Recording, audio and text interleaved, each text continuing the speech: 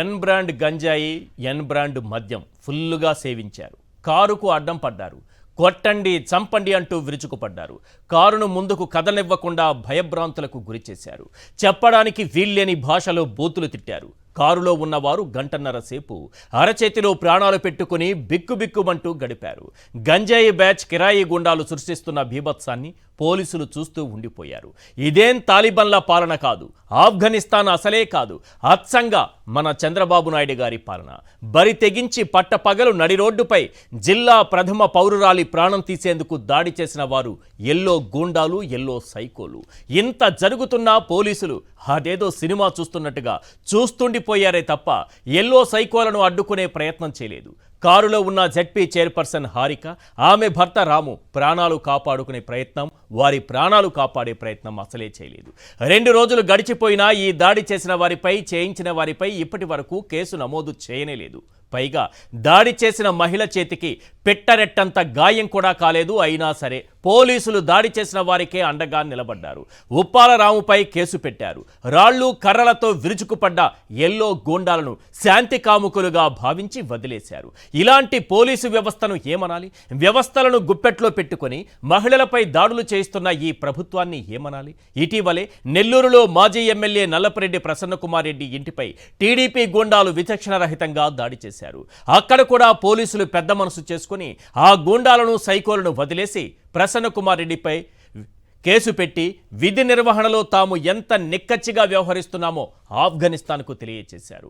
ఒక మహిళ హోంమంత్రిగా ఉన్న ఈ రాష్ట్రంలో మహిళలకు రక్షణ లేకుండా పోయింది. ప్రశాంత్ రెడ్డికి అన్యాయం జరిగిపోయిందంటూ బయటకొచ్చి మాట్లాడిన ఎన్టీఆర్ కూతుళ్ళు పురంధేశ్వరి గారు, నారా భువనేశ్వరి గారు ఉప్పాల హారికపై దాడి జరిగితే ఎందుకు మౌనంగా ఉన్నారో ఆ ఎన్టీఆర్ ఆత్మకే తెలియాలి.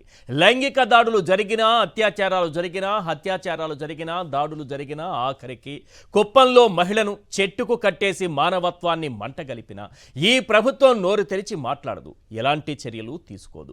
ఇలాంటి ప్రభుత్వాన్ని సైకో సర్కార్ అనక ఇంకేమనాలని ప్రజలంటున్నారు. అంతేకాదు ఓ 10 ప్రశ్నలు సంధిస్తున్నారు. అవేంటో ఒక్కసారి మనం స్క్రీన్ పైన చూద్దాం. క్వశ్చన్ నెంబర్ 1, జెడ్పీ చైర్పర్సన్ హారికపై గంజాయి బ్యాచ్ రౌడీ మూకలతో దాడి చేయించారంటే ఇది సైకో సర్కారా కాదా? క్వశ్చన్ నెంబర్ 2, బండ బూతులు తిడుతూ రాళ్లు కర్రలతో కారుపై కొడుతూ ఆటవిక దాడి చేశారంటే ఇది సైకో సర్కార్ కాదా? క్వశ్చన్ నెంబర్ 3, ఒక బీసీ మహిళను, ఆమె భర్తను పట్టపగలు నడి రోడ్డుపై హత్య చేసేందుకు తెగబడ్డారంటే ఇది సైకో సర్కార్ కాదా? క్వశ్చన్ నెంబర్ 4, పోలీసుల సమక్షంలోనే గంజాయి బ్యాచ్, ఎల్లో హంతక ముఠాలు రెచ్చిపోయాయంటే ఇది సైకో సర్కార్ కాదా? క్వశ్చన్ నెంబర్ 5, పోలీసుల ముందే జిల్లా ప్రథమ పౌరురాలిపై దాడి చేసి గంటన్నర సేపు నిర్బంధించారంటే ఇది సైకో సర్కార్ కాదా? క్వశ్చన్ నెంబర్ 6, దాడికి తెగబడ్డ ఎల్లో గూండాలపై కేసులు పెట్టకుండా బాధితులపైనే కేసులు పెట్టారంటే ఇది సైకో సర్కార్ కాదా?